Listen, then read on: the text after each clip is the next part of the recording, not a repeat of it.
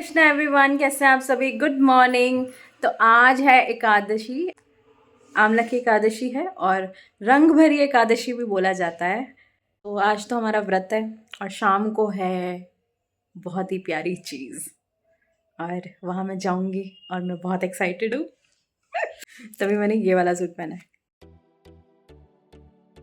तो चलिए अब तैयारी करते हैं व्रत वाले खाने की। आज हम बना रहे हैं व्रत वाले पकौड़े, यानी फ्रेंच फ्राइज़ बना रहे हैं, पकौड़े भी नहीं। तो आलूओं को अच्छे से धो के मैंने कट कर लिया है। तो मैंने 3 आलूओं को कट करा है। तो सबसे पहले मैंने ऐड किया है इसमें लाल मिर्च powder, then I will add धनिया पाउडर, सौंठ पाउडर, हल्का सा गरम मसाला, कुट्टू का आटा और हम थोड़ा ऐड करेंगे सेंधा नमक स्वाद के अनुसार।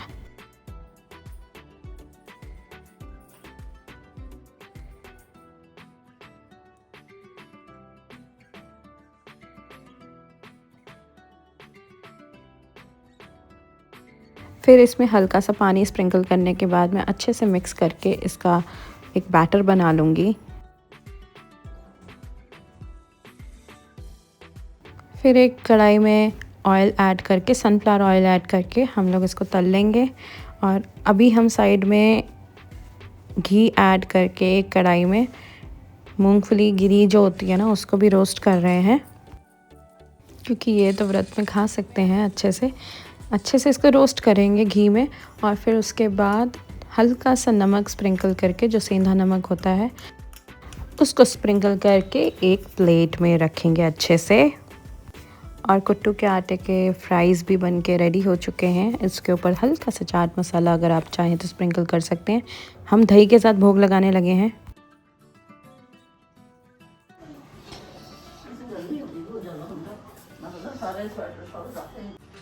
मम्मी ने भी थोड़े से ही फ्राइज़ खाए और मम्मी बना रही हैं सब्ज़ी आलू कचरी जैसी, और बहुत ही स्वाद होती है ये। और मूंगफली गिरी के साथ खाने में तो और बढ़िया लगती है। और बेसिक से मसाले डाल के इसमें हम बनाते हैं बहुत ही सिंपल तरीके से। ये सब्ज़ी हो, साथ में थोड़ा सा दही हो और ऊपर मूंगफली गिरी को हम स्प्रिंकल करके, और बहुत ही यमी लगता है। तो भोग खाने के बाद मैं हो गई रेडी और उसके बाद मैं जा रही थी अपनी एक सखी के साथ, यानी ये नंदगांव की फ्रेंड है मेरी, और हम लोग टैगोर थिएटर पहुंचे हैं। आज है रेणुका गोस्वामी जी यानी हमारी मैया का सेशन और बहुत सारी भीड़ थी यहाँ पे और टैगोर थिएटर आए थे। वैसे तो टाइम 5 बजे का था, हम लोग 3:30 ही पहुँच गए थे और 3 साढ़े 3 के करीब, और फिर भी रश होने लगा था। और जब हॉल तक पहुँचे तब तक तो होने ही लग गया था। ये है मेरी दोस्त, इसकी सेवा लगी हुई है। तो आप आसपास का माहौल देख सकते हो। अभी 4 ही बजे हैं और लोग फिर भी आना चालू हो चुके हैं। 5 बजे का है। हम लोग तो जब आए थे 3:30 बजे तब भी लोग आ रहे थे। तो पर्दे खुल चुके हैं और अभी तेजस्विनी दीदी गाएंगी और बहुत आनंद आएगा। मेरे साथ जरा जोर से बोलिए, राधे राधे राधे राधे राधे राधे राधे राधे। दीनबन्धो जगत्पते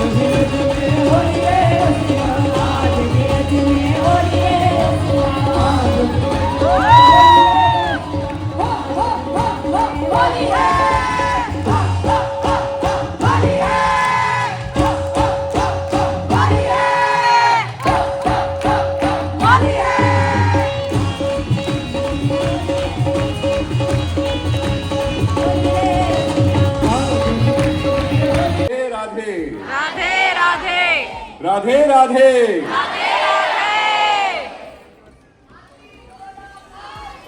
जय कन्हैया लाल की। जी हाँ, जय कन्हैया लाल की।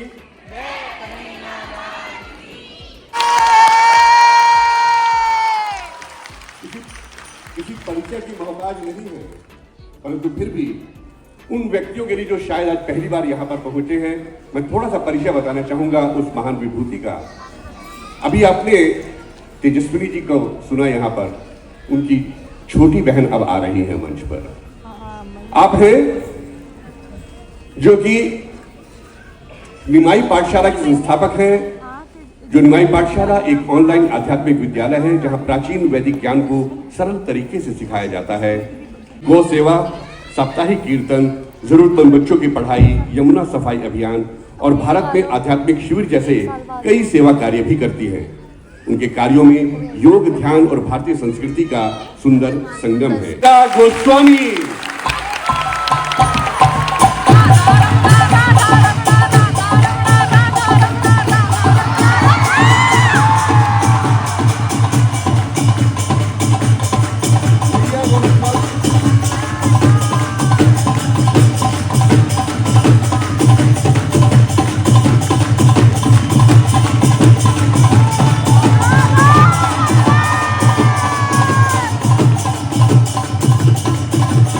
और मैया का स्वागत करना ये हमारे लिए सम्मान की बात है। हम उनका सम्मान क्या करें, वे हमारे बीच में है, ये हमारे लिए बहुत बड़ा सम्मान है। इस सम्मान के साथ साथ एक बात और बता दूं, जो सुमित और विनोद जी मेरे साथ, बाहर वालों की कोई जरूरत नहीं रहती। मैं नमन करते हुए मंच आपको देता हूं। एक बार पुनः जोरदार तालियां मैया रेणुका गोस्वामी जी के लिए।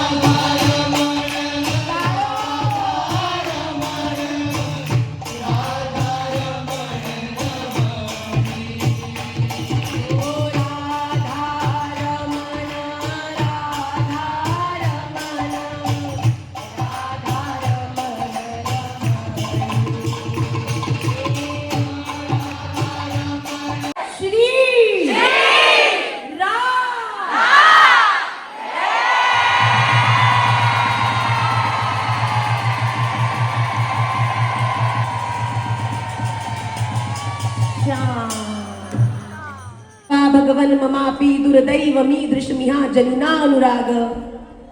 ऐसे सद्गुरुदेव महाराज जो यहाँ से विदा करने वाले भी हैं और वहां पे सबसे पहले स्वागत भी करने वाले हैं, उनके श्री चरणारविंद में अपनी संपूर्ण निष्ठा को और आप सबके प्रति खूब वात्सल्य, जिन्होंने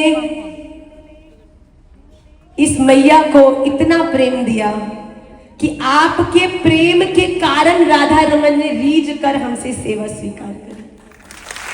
गुण मेरा कुछ नहीं है और ये मैं जानती हूँ। इसी कारण से तृणादपि सुनीचेन तरोरपि सहिष्णुना अमानिना मानदेन कीर्तनीय सदा हरि।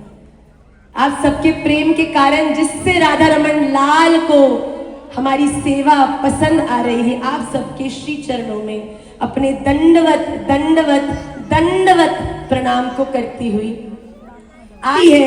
ऐसी मेरी तेजस्विनी दीदी की फाउंडेशन के अंडर आकर मुझे ये सेवा करने का सौभाग्य मिल रहा है। I feel like a very proud sister today. बचपन से मेरा मन था कि मैं पंचकुला चंडीगढ़ से कभी बाहर नहीं जाऊंगी। मेरी दीदी है, इसकी पूर्ण जिम्मेदारी मैं लूंगी। मेरी है, मैं ध्यान रखूंगी पर राधा रमन का खेल देखिए। ऊर्ध्वमूलम अधशाखम अश्वत्थम प्राहुरव्ययम छंदांसि यस्य पर्णानि यस्तम वेद स वेदवित्। जिन दीदी की सहायता मैंने करने का सोचा था, आज उसी दीदी ने मुझे इनवाइट किया है सेशन के लिए।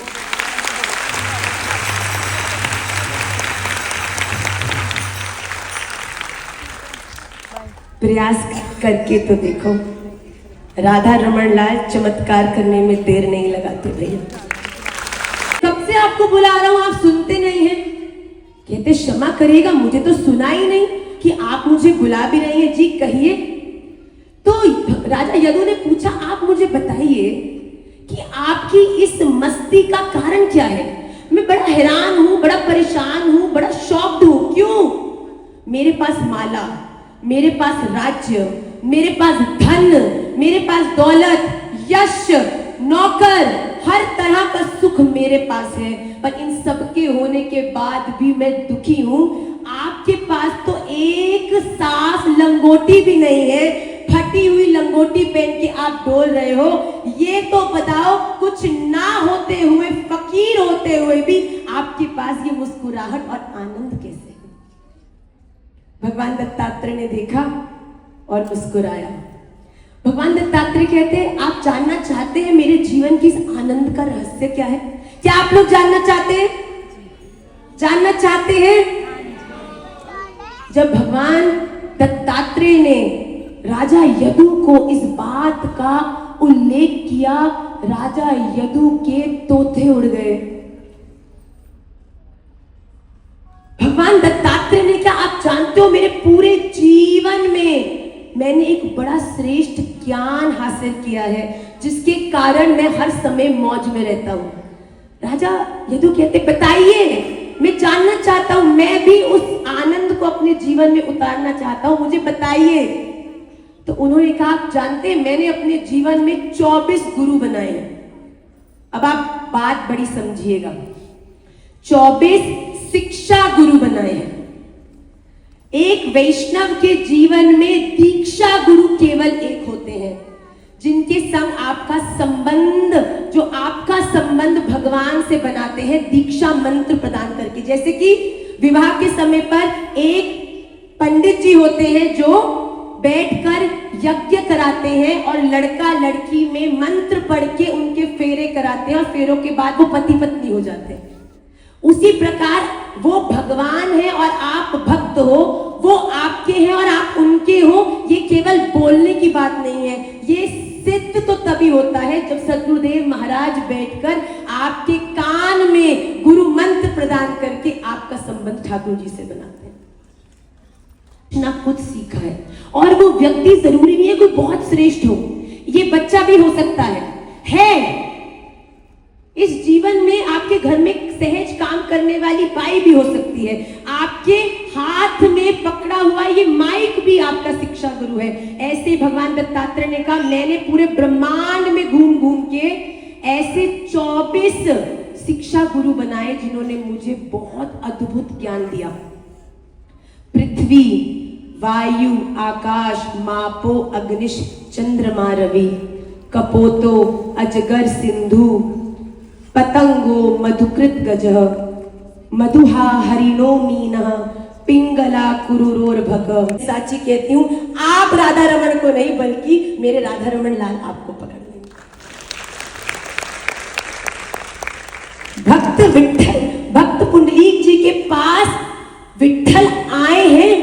त्वमेव माता च पिता त्वमेव, त्वमेव बंधु च सखा त्वमेव, त्वमेव विद्या द्रविणं त्वमेव, त्वमेव सर्वं मम देव देव।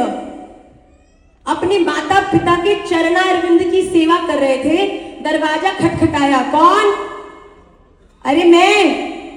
कौन मैं? अरे वो ही जिसका रोज तू ध्यान करता है। देखा स्वयं भगवान खड़े। सुनिए, आप रुक जाइए। आज एक पास में ईंट पड़ी थी, इट्ठल, ईंट को उठा के फेंक दिया दरवाजे पे। सुनो, अभी मैं अपनी सेवा में व्यस्त हूं, आप बाहर इस पे बैठ के प्रतीक्षा करो, सेवा विश्राम होगी तो मैं आता हूं।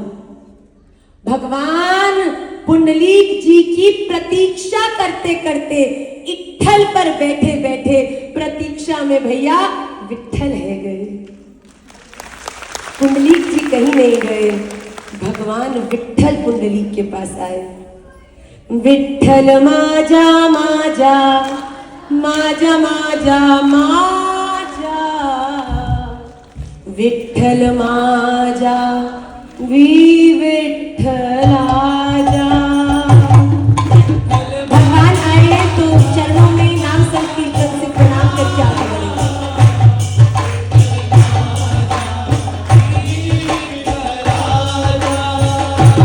विठ्ठल माजा माजा माजा माजा माजा,